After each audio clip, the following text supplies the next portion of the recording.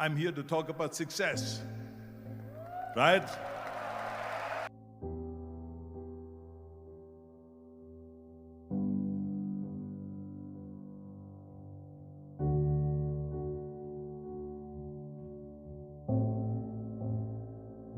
The first rule of success is to have a vision. You see, if you don't have a vision of where you go, and if you don't have a goal where you go, you drift around and you never end up anywhere. It's like you can have the best ship in the world, you can have the best airplane in the world. If the pilot or the captain doesn't know where to go, it would just drift around. It would not end up anywhere, or most likely in the wrong place. So I was very fortunate that I stumbled onto my vision. I mean, as you know, I was born in 1947 in Austria after the Second World War. And I didn't really like Austria when I grew up. I couldn't wait to get out of there. I couldn't see myself becoming a farmer or a worker in a factory or anything like that, even though my parents wanted me to stay there and have a normal life. My father wanted me to become a police officer like he was. My mother wanted me just to stay there and marry a girl with the name of Heidi, hopefully, and have a bunch of kids and run around like the Van Trapp family in The Sound of Music. But that was their vision, not mine. My vision was totally different. I felt that I was born for something special, for something unique, for something big. You know how great it felt that I knew where I was going? Imagine the majority of people don't know where they're going. When you have a goal, when you have a vision, everything becomes easy. Because remember that in America, for instance, when you study, you will see the percentage of people that like their jobs. 74% hate their job in America. Now, there is not much different when you come to Europe.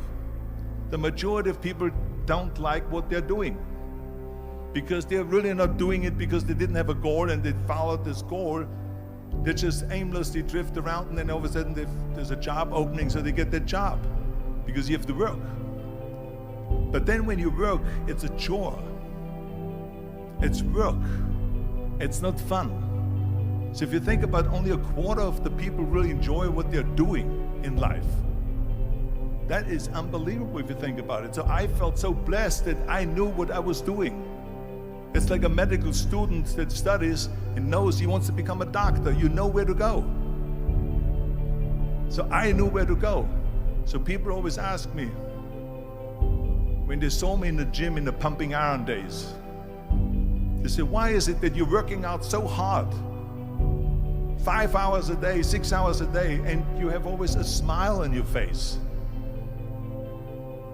The others are working out just as hard as you do, and they look sour in the face.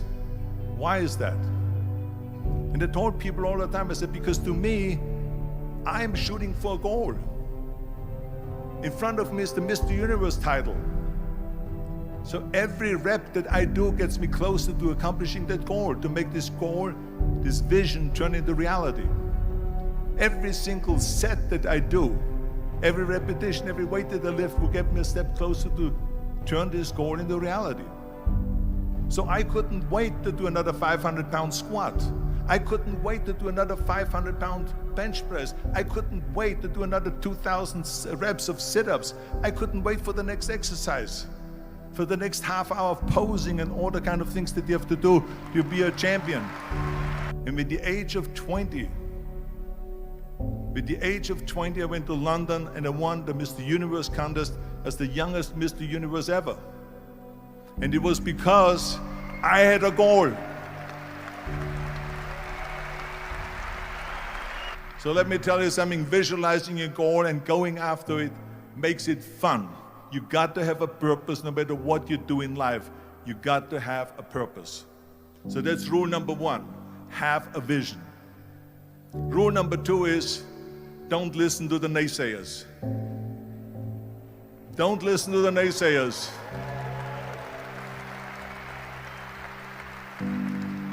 Everything I ever did, the thing that I heard out of people's mouth was, that's impossible.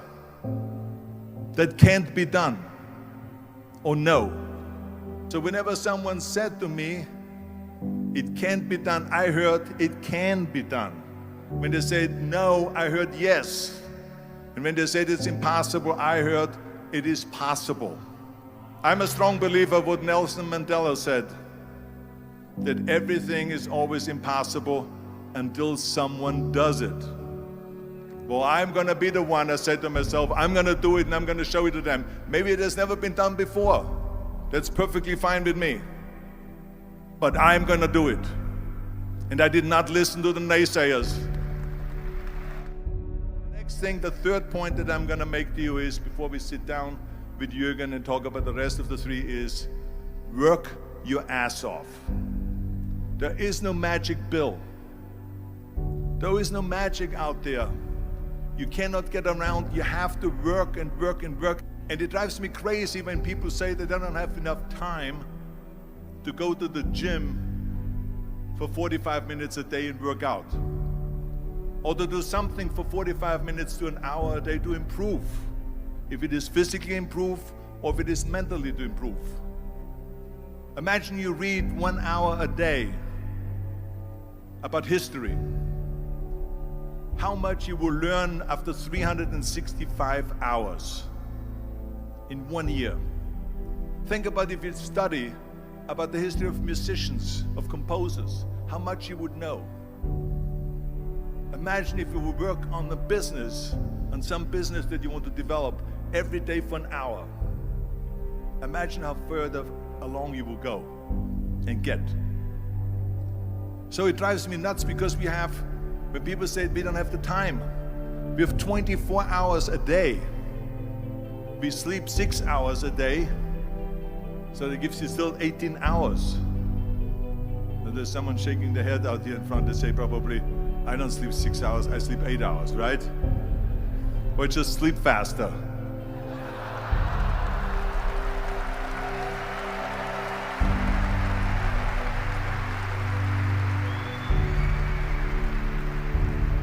So we have 18 hours a day. The average person works around 8 to 10 hours. So let's assume it's 10 hours, so we have 8 hours left. Then you travel around an hour a day, maybe 2 hours a day. So now you have still 6 hours left. So what do you do with these 6 hours? What do you do with these 6 hours? Then we eat a little bit, then we schmooze a little bit, talk a little bit to people and all that stuff. But you can see how much time there is available if you organize your day. So you got to work hard. I mean, let me tell you something. When I went to America, I went to college. I went and worked out 5 hours a day.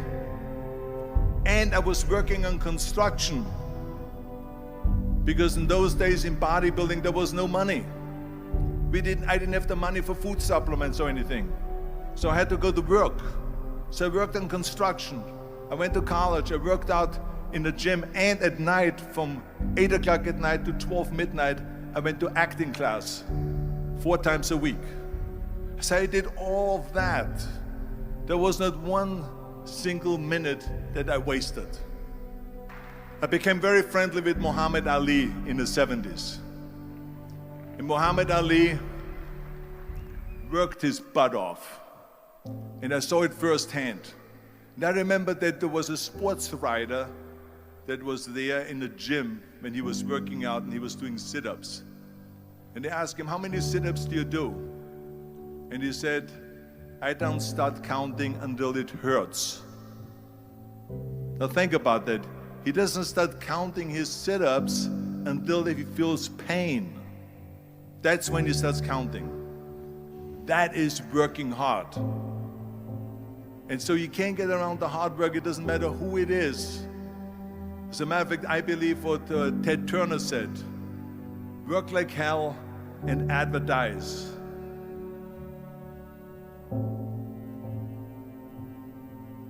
You get it?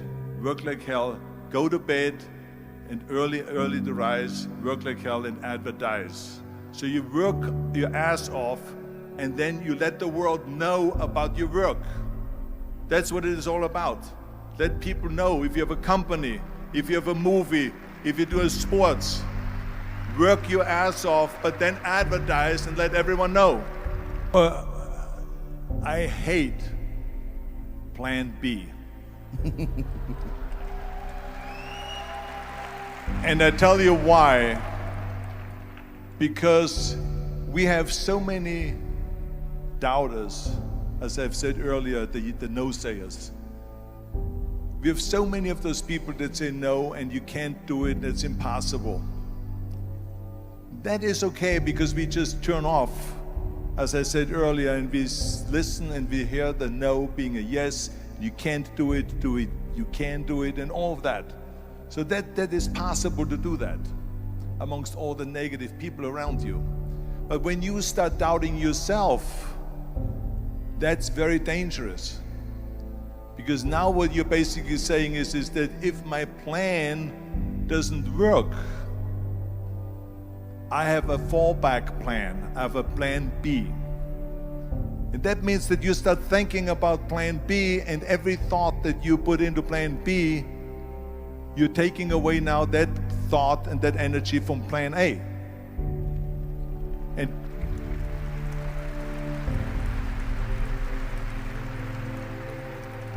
And it's very important to understand that we function better if there is no safety net, because plan B becomes a safety net. It says that if I fail, then I fall and I get picked up and I have something else there that will protect me.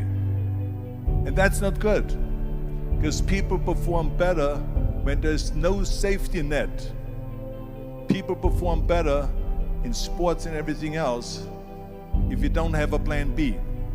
To me, it is very dangerous to have a plan B, because you're cutting yourself off from the chance of really succeeding. And the reason, one of the main reasons why people want to have a plan B is because they are worried about failing.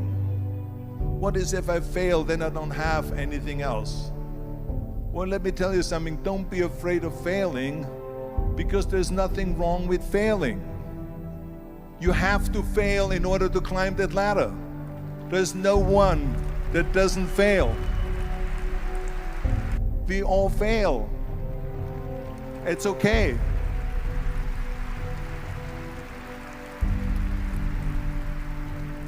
What is not okay is that when you fail, you stay down. Whoever stays down is a loser. And winners will fail and get up, fail and get up, fail and get up. You always get up. That is a winner. That is a winner. Hey, we all lose. We all have losses. This is okay. And this is why I say don't be worried about losing, because when you're afraid of losing, then you get frozen. You get stiff. You're not relaxed. You got to be, in order to perform well in anything, if it's in boxing or if it is on your job or with your thinking, is only happening when you relax. So relax. It's okay to fail. Let's just go all out and give it everything that you got. That's what it is all about. So don't be afraid to fail. This is one of my 6 rules to success.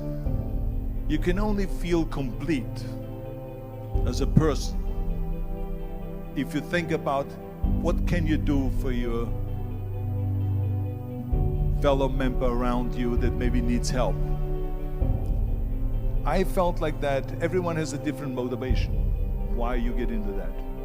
I was an immigrant going to America, and I saw how America was the most generous country in the world. I mean, they opened up their arms to me, they helped me, they invited me for Thanksgiving dinner. The people, they brought me, the bodybuilders in the gym brought me plates to my apartment because I had no plates, I had no silverware, I had no bedware, I had no pillows, I had no blanket, I had no TV, I had no radio, I had nothing.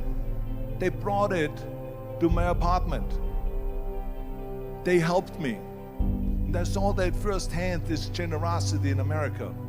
And I said to myself, as an immigrant that is being embraced with open arms, that I need to go and make sure that I give something back.